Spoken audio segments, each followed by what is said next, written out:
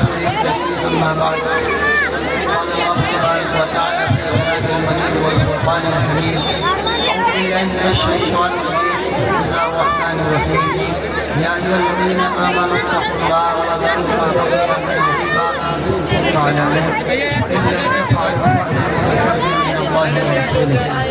وقال النبي صلى الله عليه وسلم ارحموا الربا يأكله الرجل وهو يعلم أشد من 36 زنية وكما قال النبي صلى الله عليه وسلم. محترم سامعین، آج کا یہ ٹھاٹھا مارتا سمندر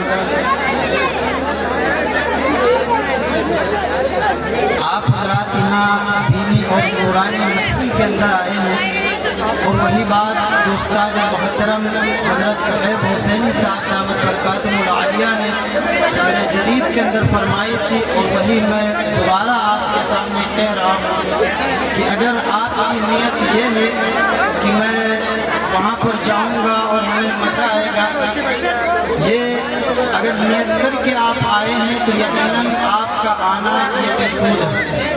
لیکن اگر آپ کی نیت کے اندر یہ ہے کہ ہم وہاں جانے کے بعد کچھ اپنی صلاح کریں گے، کسی بات پر عمل کریں گے، تو یقیناً آپ کا آنا یہاں فائدہ مند ہے.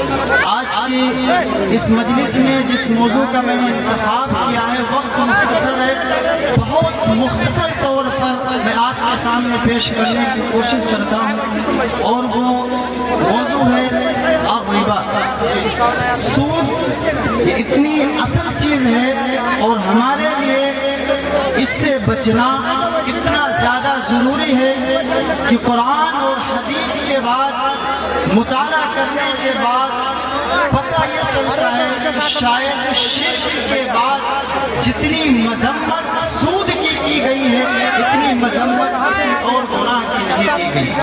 اور یہ ایسا گناہ ہے، اس کی تشبیہ زنا سے کی گئی کہ جو بندہ جان بوجھ کر سود کا ایک درہم استعمال کرتا ہے، تو یہ میں نہیں، یہ اسٹیج کے علماء نہیں، اللہ کے حبیب نبی کریم صلی اللہ علیہ وسلم نے ارشاد فرمایا، وہ بندہ جو جان بوجھ کر سود کا ایک درہم استعمال کرتا ہے، 36 مرتبہ زنا کر لینے سے بھی بدترین گناہ ہے.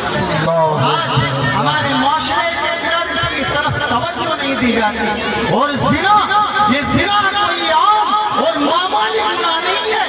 حضرت موسیٰ علیہ السلام نے بارگاہ الہی میں فریاد لگائی، رب تعالیٰ زناکار کی بدکار کی سزا کیا ہوتی ہے؟ تو اللہ نے فرمایا تھا، اے موسیٰ زناکار کے لیے میرے پاس عذاب یہ تیار ہے کہ میں اس کو آگ کا ایسا لباس پہناؤں گا کہ اگر وزنی کے اعتبار سے اتنا بھاری ہوگا کہ اگر کسی پہاڑ پر ڈال دیا جائے تو اس کی وزن کے مارے وہ پہاڑ پھٹ کر بھیزا ہو جائے گا. زنا ایک مرتبہ کرنے کا یہ گناہ، جب کسی زمین پر زنا کیا جاتا ہے تو ساتوں زمین، ساتوں آسمان، یہ پہاڑ، یہ پناہ مانگتے ہیں، رب تعالیٰ مجھے اجازت دے دیجئے کہ میں پھٹ جاؤں، میں اس زنا کرنے والے کو دفن کر دوں. یہ پہاڑ پکار کر کہتا ہے، رب تعالیٰ یہ تیرا بندہ تیرا کھاتا ہے، تیری بیوی زمین پر چلتا ہے،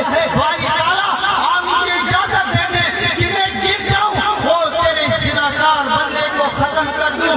اس وقت اللہ تعالیٰ یہ اعلان فرماتے ہیں، نہیں اے زمین کے ذرات، میں اپنے بندے کو مہلت دینا چاہتا ہوں. میرے عزیزوں، اور آپ حدیث کے اندر دیکھیں، جب آپ قرآن پڑھیں گے، جب آپ حدیث پڑھیں گے، وہ سود جو آج بینک انٹرسٹ کے نام سے ہو یا سری سود ہو، آج ہمارے معاشرے کے اندر عام ہوتا جا رہا ہے. اور ہمارے معاشرے کے لوگ، وہ لوگ جو زمیندار ہیں، وہ لوگ جن کے پاس پیسہ ہے، وہ لوگ جو شہرت کے مالک ہیں، وہ لوگ جو گاڑیوں کے مالک ہیں، اور جن کا توتی بولتا ہے دنیا کے اندر، آج ان کی اگر معاملہ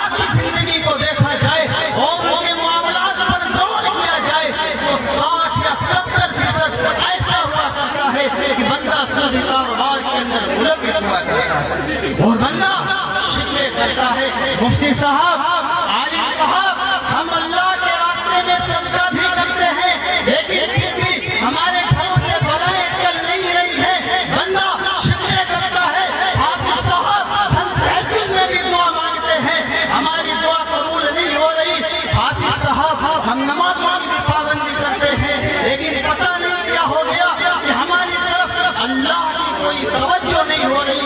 ये हमारे माशरे के लोग कहा करते हैं और हालांकि अपने मामलात पर गौर नहीं करते, अपने मामलात पर गौर नहीं करते। आप देखें वो नबी जो सारी कायनात का नबी बनकर आया और तमाम नबियों का सरदार, ये आलिम नहीं, ये हाफिज नहीं, मोहम्मद रसूलुल्लाह जो तमाम हाफिजों के सरदार, तमाम आलिमों के मुअल्लिम मोहम्मद रसूलुल्लाह सल्लल्लाहु अलैहि वसल्लम ने उस शख्स का जिक्र फरमाया जो हराम माल को जमा करता है। अल्लाह के नबी ने फरमाया वो बंदा जो परागंदा बाल होने की हालत में और रात के अंदर तने तन्हा आसमान की तरफ अपने हाथ उठाकर अल्लाह से दुआ करता है, ऐ मेरे रब, लेकिन उसका खाना हराम है, उसका लिबास हराम है, हराम से परवरिश हुई है। अल्लाह के नबी ने फरमाया कहाँ उसकी दुआ कबूल हो सकती। मेरे अजीजों और प्यारों, सबसे पहली चीज जो हमारे आमाल की कबूलियत जिस पर मौकूफ है वो इंसान के मामलात हुआ करते हैं, वो बंदों के मामलात हुआ करते हैं। सबसे पहले हम अपने रिस्क का जायजा लें कि हमारे पास जो माल आ रहा है ये कहीं ऐसा तो नहीं है कि इसमें सूद की मिलावट हो रही है, कहीं ऐसा तो नहीं है कि बैंक इंटरेस्ट वाला हो हमारे पास, या कहीं ऐसा तो नहीं है जो जमीन मैंने गिरवी रखी थी उसकी फसल है, कहीं ऐसा तो नहीं है कि सूद की कोई शक्ल हमारे पास आ रही। आज एक मुसलमान जो आज 10,000 रुपये कर्ज देकर 13,000 का मुतालबा करता है, वो बंदा जो फजर में आपको मस्जिद में मिलेगा, वो बंदा जो इशा और तमाम नमाजों की पाबंदी करता है और जिसने हज भी कर रखे, जो ज़कात भी देता है, रोजा भी रखता है, नमाज पंचगाना अदा करता है, लेकिन अगर किसी को 10,000 रुपये कर्ज देता है वो तमन्ना और बाज़ दफ़ा अपने ख्यालात का इजहार भी कर दिया करता है कि साहब जब वापस करना तो कुछ बोला करके वापस कर देना। अल्लाह अकबर। आज हमारे माशरे के अंदर वो माशरा जिसके अंदर आका ये तालीम लेकर के आए थे, वो माशरा जिसको हिदायत के तौर पर अल्लाह ने कुरान जैसी किताब दी। अल्लाह ने 1400 साल पहले फरमा दिया था या अय्युहल्लज़ीना आमनू इत्तक़ुल्लाह व ज़रू मा बक़िया मिनर रिबा। अल्लाह ने फरमाया था ऐ मेरे बंदो, ईमान वालो, तुम सूद को छोड़ दो, फ़इन लम तफ़अलू, अगर नहीं छोड़ोगे फ़अज़नु बिहर्बिन मिनल्लाहि व रसूलिही, तो अल्लाह और उसके रसूल से जंग के लिए तैयार हो जाओ। आप ये सोचें अल्लाह और उसके रसूल की नजरें फिर जाना हमारी तबाही के लिए काफी है। हमें से कौन ताकत रख सकता है कि अल्लाह के नबी और अल्लाह रब्बुल इज्जत से जंग कर ले जा करके। आप अंदाजा लगाएं आज हमारे माशरे के अंदर क्या ये बुराई आम नहीं है? आप क्यों नहीं पढ़ते वो हदीस जो आज नमाजों को अदा करने वाले हैं? आप खोलिए अल्लाह के नबी के इरशादात का मुताला कीजिए। अल्लाह के नबी ने फरमाया अगर किसी ने 10 दिरहम का कोई कपड़ा खरीदा, 1 दिरहम भी हराम की मिलावट हो गई, तो जब तक वो कपड़ा उसके बदन पर बाकी रहेगा अल्लाह रब्बुल इज्जत उसकी कोई नमाज कबूल नहीं फरमाएगा। आज हम सब जुमे की नमाज में पहुंचते हैं, आज हम सब मगरिब की नमाज की पाबंदी करते हैं, 5 नमाजों के पाबंद हैं हम लोग, लेकिन आज हमारे मामला सही नहीं है। आज किसी भी तौर पर हम रकम पर ज्यादती का मुतालबा करते हैं। आप इससे अंदाजा लगाएं। बस आखिरी बात कहकर अपनी बात खत्म कर रहा हूँ। माँ का दर्जा कितना बड़ा है। सूद का 1 दिरहम, सूद का रिबा 70 जुज़अन ऐसरुहा अन यंकिह रजुल उम्महु।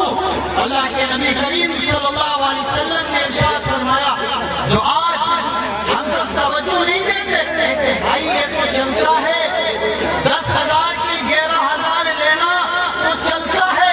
बैंक के अंदर जो आपने 1 लाख रुपए जमा किए थे, अगर 10,000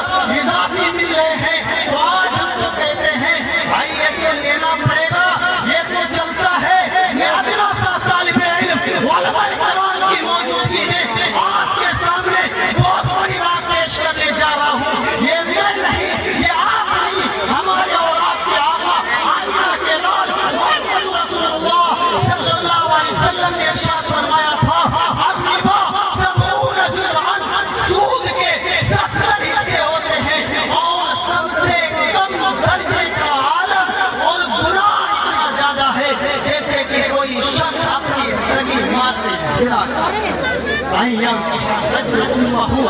سود کے ادنا درجے کا یہ عالم ہے جیسے کوئی بندہ اپنی سگی ماں سے زنا کرتا۔ ہم میں سے آج اگر دیکھا جائے اپنے معاشرے کے اندر تو سود کی نئی نئی شکلیں ہمارے سامنے آ رہی ہیں، اور غضب تو یہ ہے کہ ہم سود کو سود نہیں سمجھتے، سود کو سود نہیں سمجھتے۔ اگر کسی کو ہم نے 10,000 روپے دے دیے، ہم تمنا کرتے ہیں، خواہش کرتے ہیں اگلے ماہ تو ہمیں 10,500 روپے لوٹانا۔ آپ دیکھیں اپنے اسلاف کو دیکھیے، حضرت عمر فاروق رضی اللہ تعالیٰ عنہ کے مقروض تھے ابی بن کعب رضی اللہ تعالیٰ عنہ 10,000 درہم، ابی بن کعب رضی اللہ تعالیٰ عنہ 10,000 درہم مقروض تھے۔ ابی بن کعب رضی اللہ تعالیٰ عنہ نے کچھ تحفہ لا کر حالانکہ عمر فاروق رضی اللہ تعالیٰ عنہ کے سامنے پیش کیا، عمر فاروق نے لینے سے انکار کر دیا، لوٹا دیا۔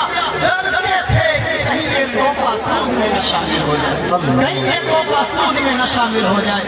اور ہم سب کے امام ابو حنیفہ رحمۃ اللہ علیہ قبرستان کے اندر جنازہ پڑھانے گئے، دھوپ بہت زیادہ تھی اور لوگوں نے کہا کہ صاحب آپ اس دیوار کے سائے میں آ جائیں۔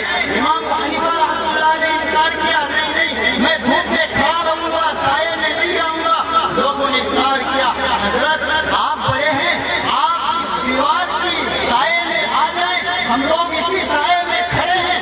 تو عمر فاروق رضی اللہ تعالیٰ عنہ اور اب امام ابو حنیفہ رحمۃ اللہ علیہ نے بار بار اصرار پر جواب دیا کہ میں کیوں نہیں دیوار کے سائے میں آ رہا ہوں، اس لیے کہ جس کا گھر ہے یہ بندہ میرا مقروض ہے، میرے پیسے اس کے پاس باقی ہیں، میں اگر اس کے دیوار سے سایہ حاصل کروں گا تو کہیں ایسا نہ ہو جائے کہ یہ سود میں شمار کر دیا جائے۔ میرے عزیزو، یہ تھے ہمارے اسلاف، یہ تھے ہمارے اکابر، یہ تھے ہمارے علماء جو سود کے بارے میں، حلال مال کے بارے میں اتنا احتیاط کیا کرتے تھے، ایک ایک درہم، ایک ایک دینار کے بارے میں اتنا وشواس کیا کرتے تھے اور اتنا خیال رکھا کرتے تھے کہ کہیں ہماری رقم کے اندر ایک پیسہ حرام کا نشہ نہیں ہو جائے۔ میرے عزیزو، اور بس آخری بات کہہ کر اپنی بات ختم کرتا ہوں۔ حضرت ابو قتادہ رضی اللہ تعالیٰ عنہ اور حضرت ابو طہمہ رضی اللہ تعالیٰ عنہ نے فرمایا، دونوں صحابی کیا فرماتے ہیں، بہت مبارک حدیث، دونوں صحابی فرماتے ہیں کہ ہم لوگ جب گھر سے نکلے، اللہ کے نبی کریم صلی اللہ علیہ وسلم نے میرا ہاتھ پکڑ کر ایک خاص نصیحت فرمائی، میرا ہاتھ پکڑ کر خاص نصیحت فرمائی۔ دونوں صحابی فرماتے ہیں اللہ کے نبی کریم صلی اللہ علیہ وسلم نے مجھ سے فرمایا تھا، ابو طہمہ اور ابو قتادہ، انک لا تدعو شیئا اتقاء اللہ الا اعطاک اللہ خیرا منہ، کہ اے میرے صحابہ تم یاد رکھنا، میں محمد رسول اللہ صلی اللہ علیہ وسلم یہ بات تم کو نصیحت کر رہا ہوں کہ انک لا تدعو شیئا اتقاء اللہ الا اعطاک اللہ خیرا منہ، کہ جو چیز جو شے تم اللہ کے ڈر سے چھوڑ دو گے، اللہ تعالیٰ تمہیں اس سے بہتر عطا فرما دے گا۔ جو چیز تم اللہ کے ڈر سے چھوڑ دو گے، اللہ تعالیٰ اس سے بہتر عطا فرما دے گا۔ بس اسی بات میں اپنی بات ختم کر رہا ہوں۔ اللہ رب العزت ہم سب کو عمل کی توفیق عطا فرمائے۔ وآخر دعوانا الحمد للہ رب العالمین۔